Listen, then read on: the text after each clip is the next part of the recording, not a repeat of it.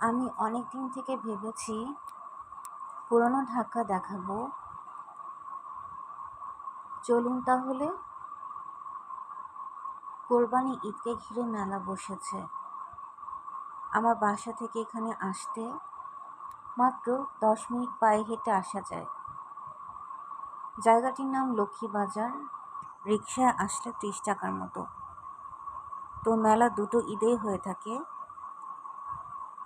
বলে রাখি এখনো চলছে। তো মেলা আমার ভীষণ পছন্দের।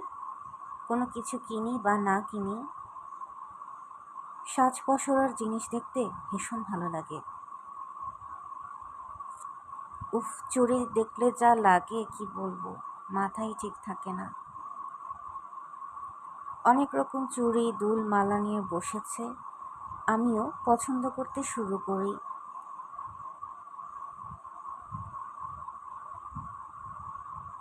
হাতে নিয়ে পরখ করি, আসলে ভালোবাসি এসবে।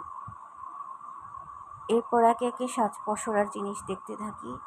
স্থানীয় মেলা, তাই সুলভে পাওয়া যাচ্ছে বলা যায়। ঈদ উপলক্ষে এখনো চরকি, নৌকা রাইডগুলো রেখেছে। বাচ্চারা আনন্দ করে, দেখতে ভালোই লাগে।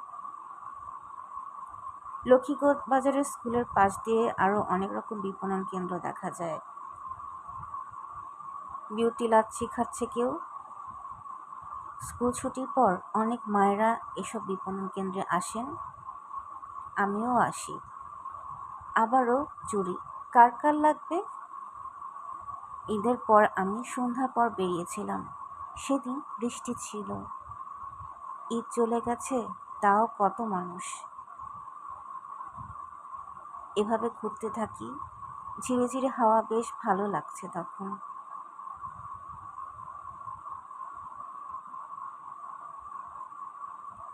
লক্ষ্মীবাজার কিছুক্ষণ ঘোরাঘুরি করার পর আবারও টুকিটাকি দেখি, যদি কিছু পছন্দ হয়। কারণ মেয়ের জন্য খুঁজতে থাকি। পছন্দের একটা খাবারের দোকানে বসি, কিছুক্ষণ বেরিয়ে পড়ি। আমার বেশিরভাগ চুলের ব্যান্ড কিনতে ভালো লাগে। এই তো লক্ষ্মীবাজার, বলা যায় ছোটখাটো মিনি নিউ মার্কেট। বৃষ্টির পর কিছুটা হলেও যান্ত্রিক জীবনে স্বস্তি। যদিও রাস্তায় কাদা ছিল। ঘরে এসে মেয়েকে শোনাই, কারণ ওকে নিয়ে যায়নি ওর পড়ার জন্য। এখানে সাজ পসরার জিনিসের পাশাপাশি প্রয়োজনীয় জিনিসও আছে।